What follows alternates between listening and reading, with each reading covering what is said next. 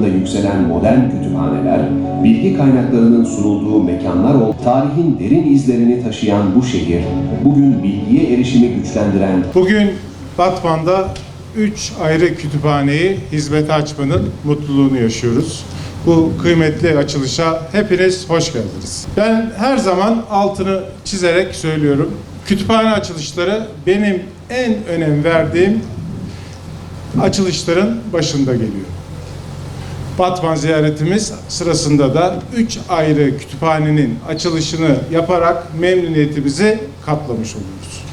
Kültür ve Turizm Bakanı olarak ben ve çalışma arkadaşlarım Batman'da kültür yatırımlarını, şehrimizin tarihi ve kültürel mirasını korumanın yanı sıra toplumsal gelişimi ve sürdürülebilir kalkınmayı destekleyen stratejik bir öncelik olarak görüyoruz. Bu çerçevede Batman'da kütüphane yatırımlarını planlı, istikrarlı ve ihtiyaç odaklı bir anlayışla hayata geçiriyoruz.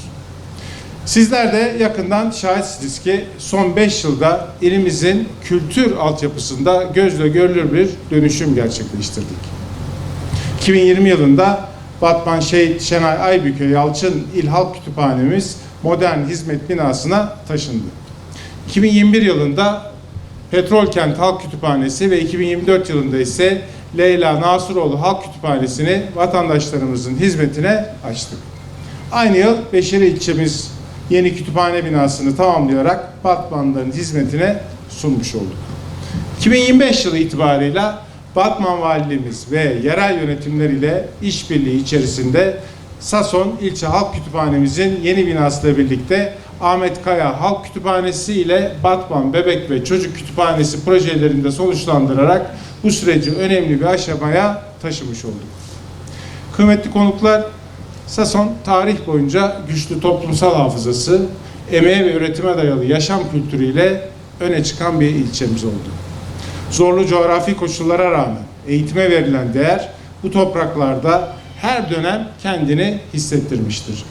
Bugün hizmete açtığımız Sason İlçe Halk Kütüphanesi bu birikimi çağdaş imkanlarla buluşturan kapsamlı bir kültür merkezi olarak hayata geçirildi.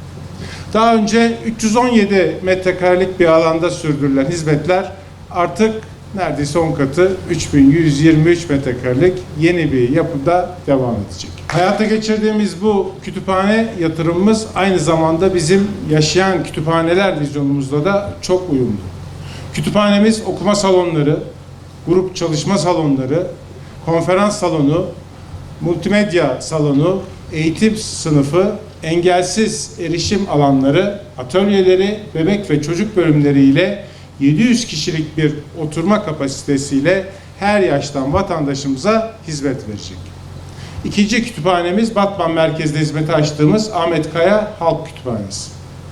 Daha önce 560 metrekare gibi bir alanda yürütülen hizmetler artık 2089 metrekare kapalı alana sahip yeni bir yapıda sürdürülecek. Yaklaşık 25.000 kitaplık raf kapasitesine sahip olan bu kütüphanemizde Sason'daki kütüphanemiz gibi yaşayan bir mekan olacak. Ahmet Kaya Halk Kütüphanemiz Batmanlı kardeşlerimize okuma salonları, bireysel çalışma alanları, cep sineması, multimedya salonu, erişim alanı ve bebek çocuk bölümleriyle 470 kişilik bir oturma kapasitesi sunmuş olacak.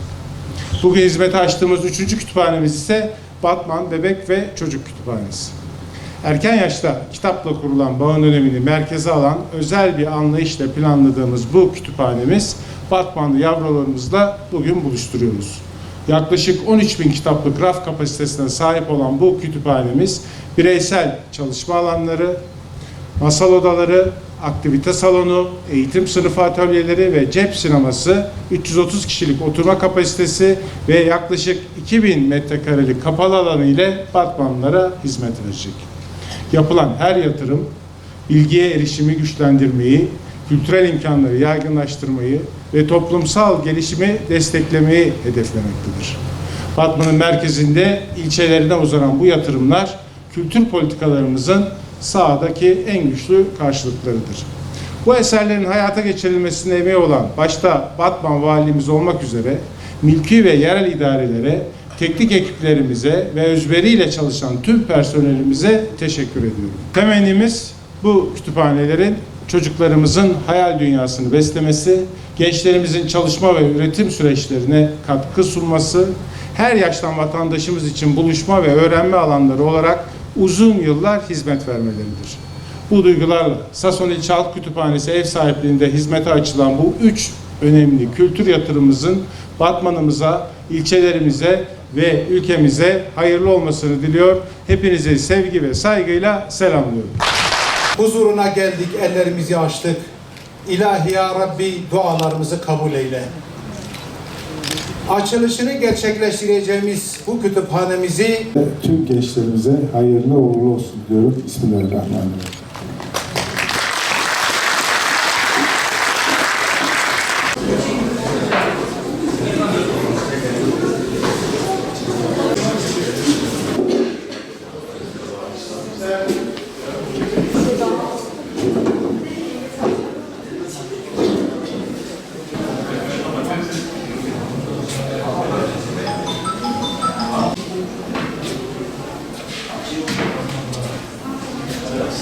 Yollar nasıl olur? Hangi okuldansınız? Yeterli. Yabancı bu şekilde hem yere